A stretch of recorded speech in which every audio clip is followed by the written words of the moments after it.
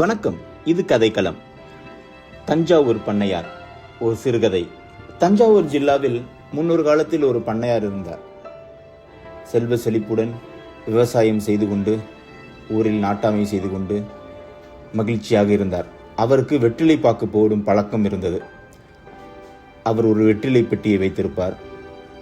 வெள்ளி ஜருகையிட்டு தங்க முலாம் பூசி அழகான வெற்றிலை பட்டியது. அந்த பெட்டியில் எப்பொழுதுமே 10-20 வெற்றிலைகள் இருக்கும்.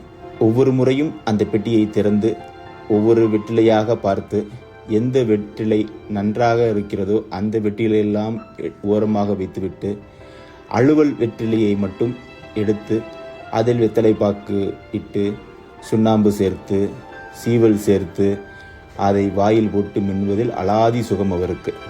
ஒரு நாள் 2 நாள் அல்ல, என்றுமே அவர் வெற்றிலை போடும் பொழுது வெற்றிலை பாக்கையை திறந்து எல்லா வெற்றிலையும் எடுத்து பார்த்து நல்ல வெற்றிலை எல்லாம் எடுத்து ஓரமாக வைத்து திருப்பி பெட்டியிலே வைத்துவிட்டு அலுவல் வெற்றிலையை மட்டும் அவர் வாயில் போட்டு மின்வதே அவருடைய வழக்கமாக இருந்தது. ஒரு நாள் அவர் இறந்து விட்டார். இறந்தவுடன் அவரை கிடத்தி கால் கட்டிட்டு கை கட்டிட்டு கிடத்தி கொண்டிருக்கிறார்கள். தஞ்சாவூர் ஜில்லாவில் பிணத்திற்கு வாயில் வெற்றிலை வைத்து கட்டுவது வழக்கம்.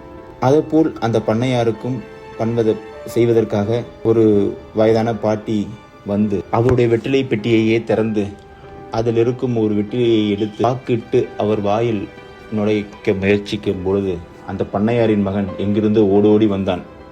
வந்து, என்ன செய்கிறீர்கள்? என்னுடைய அப்பா எப்பொழுது நல்ல வெற்றிலையை சாப்பிட்டு இருக்கிறார். அவருடைய நோக்கமே எப்பொழுதுமே அலுவல் வெற்றிலை தான் சாப்பிடுவது என்று திருப்பி அந்த வெற்றிலை பெட்டியிலிருந்து ஒரு அலுவல் வெற்றிலையை எடுத்து அவர் வாயில் திணித்தார்கள். இறந்தவரின் வாயில். உயிருடன் இருக்கும் வரையும் அவர் ஒரு நாளும் நல்ல வெற்றிலையை சாப்பிட்டதில்லை. இறந்த பின்னும் அவர் வாயில் இறுதியாக வைக்கப்பட்ட வெற்றிலை கூட நல்ல வெற்றிலை இல்லை. வாழ்க்கை முழுவதுமே அவர் அழுகிய வெற்றிலையை மட்டுமே தான் உண்டு கொண்டிருந்தார்.